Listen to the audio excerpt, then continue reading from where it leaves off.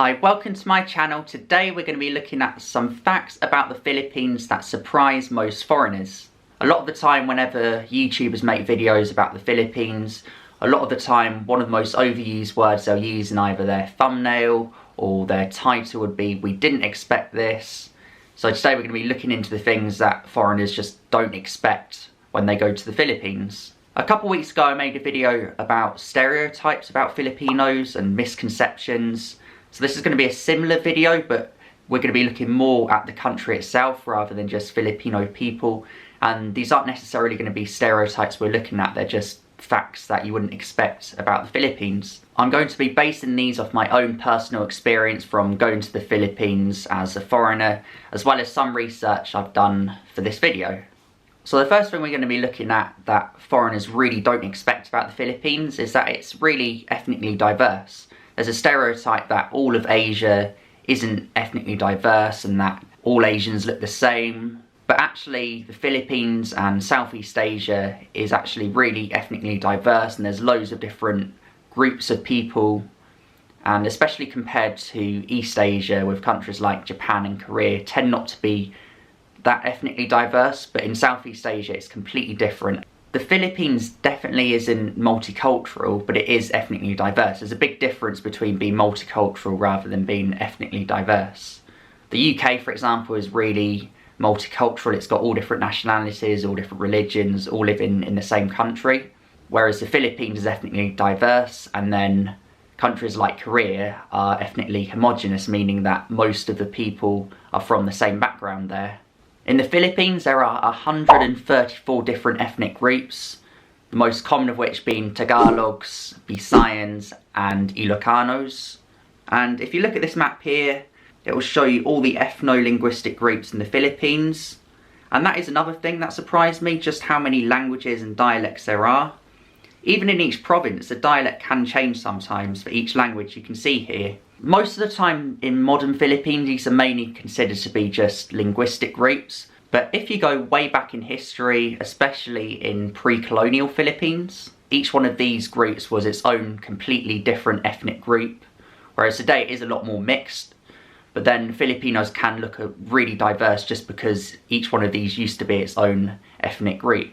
One of the most unique groups in the Philippines are the Negritos. They have a Afro-Caribbean complex with dark skin and curly hair. They are spread out all around the Philippines, and you can also find them in other parts of Southeast Asia and even in parts of India as well. According to Wikipedia, the Negrito are several diverse ethnic groups who inhabit isolated parts of Southeast Asia and the Andaman Islands.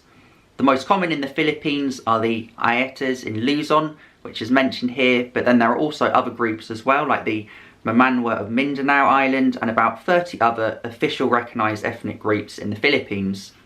And it's worth knowing that the word Negrito is not a derogatory term, it's a word that comes from Spanish from when Spain colonised the Philippines. And just because it sounds similar to an English word that's racist doesn't make it a bad word. So I just thought that was worth pointing out. And on top of all the different ethnicities in the Philippines, due to the Philippines' history with colonisation, with Spain colonising the Philippines for over 300 years, there are now some Filipinos that have Spanish blood, and then there's also some Filipinos that have Japanese blood from when Japan invaded. And there's also a lot of Filipinos with Chinese heritage. So Filipinos are really diverse. Different Filipinos have a completely different heritage to each other. And as a result, Filipinos can look completely different to each other. So despite Filipinos all having the same sort of colour hair and eyes, they do all look completely different to each other. And that's something that most foreigners don't expect at all about the Philippines. They just assume they're all part of the same ethnic group. The next thing we're going to be looking at that will surprise a lot of foreigners is that there are a lot of Filipinos, and the Philippines is bigger than a lot of people expect. To be fair, the actual landmass of the Philippines isn't that big, but if we just look at the population of Filipinos, the Philippines is a big country, and we never really imagine the Philippines as being somewhere that's big or somewhere that's got a big population. A lot of foreigners would just imagine the population of the Philippines being similar to a population in a country like the Bahamas, being just a tropical paradise with a few huts, maybe a few shacks, but not many big cities, or maybe in the Philippines just Manila, but apart from that there aren't any big cities and there aren't many people there, but actually there's a lot of Filipinos and there's a lot of big cities outside of Manila. The Philippines has a population of over 110 million people, and on top of this, there are over 10 million Filipinos living overseas in places like Canada, the United States, some living in the UK, and a lot also live in the Middle East. So there are a lot of Filipinos in the world. The next thing we're going to be looking at that will surprise most foreigners is that Filipinos know how to speak English. I'm sure a lot of people are aware that Filipinos speak good English, but I don't think people realise that English is actually one of the official languages in the Philippines, and Filipinos kind of have their own version of English, and you have to learn English at Filipino schools, meaning anyone that can have an education in the Philippines will know how to speak English. If you're a foreigner and you have a strong accent, Filipinos might struggle to understand you, but all Filipinos that can go to school do understand English, and they can read English and they can write English. It's just that some aren't comfortable speaking English. But since English is the official language and everyone has to learn it at school, it is definitely one of the better English-speaking countries in the world, and especially outside of countries where English is the first language, like Australia and the US. And probably something that will surprise a lot of people is that the Philippines actually has more English speakers than the UK, than England, where English was actually invented. Shopping malls are something that really surprise foreigners when they go to the Philippines, just because they're so big and there's at least one shopping mall in every city in the Philippines. And the Philippines actually has the 8th biggest shopping mall in the world, which is the SM Mall of Asia. I believe at one point it used to be higher up on the list. I'm sure at one point it might have been the 3rd biggest in the world, but now it's the 8th biggest in the world, probably because China have built quite a few since then, but it's still really big, and there are so many other big ones as well. And it just proves that the Philippines is a lot more developed than some people realise. Some people just imagine that all Filipino shopping markets and there's not any big shopping malls, but actually shopping malls are now kind of part of Filipino culture. Everyone seems to go there because it's air conditioned, so people that can't have air conditioning in their house can just go to a shopping mall and just spend the day there. Even if they're not going to buy a lot of things, it's really common for Filipinos just to stroll around shopping malls. Another thing foreigners don't realise about the Philippines is that the Philippines is known as the text capital of the world due to the vast amount of texts that are sent every day in the country. On average, there are over 1 billion text messages sent every day in the Philippines. The average SMS volume in the Philippines is higher than the whole of Europe put together, and is even higher than India and China.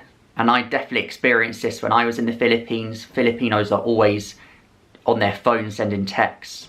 And one thing that surprised me is that Facebook Messenger allows free data for people to send text wherever they are, as long as they can get a signal, which is probably one of the reasons why the Philippines sends a lot of texts. And to be fair, it is similar as well in any country, especially with younger people. People seem almost addicted to their phones now and always sending text messages, but it seems to be more like this than anywhere else in the world inside of the Philippines.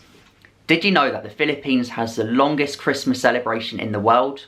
Not a lot of foreigners know this. I think a lot of foreigners know that the Philippines is a Catholic country and they do celebrate Christian festivals, but they probably just don't realise how much Filipinos go all out for basically any Christian festival you can imagine, and none more so than Christmas, because Christmas actually starts around September in the Philippines. That's when a lot of Filipinos will start putting up trees. That's when there'll be Christmas adverts.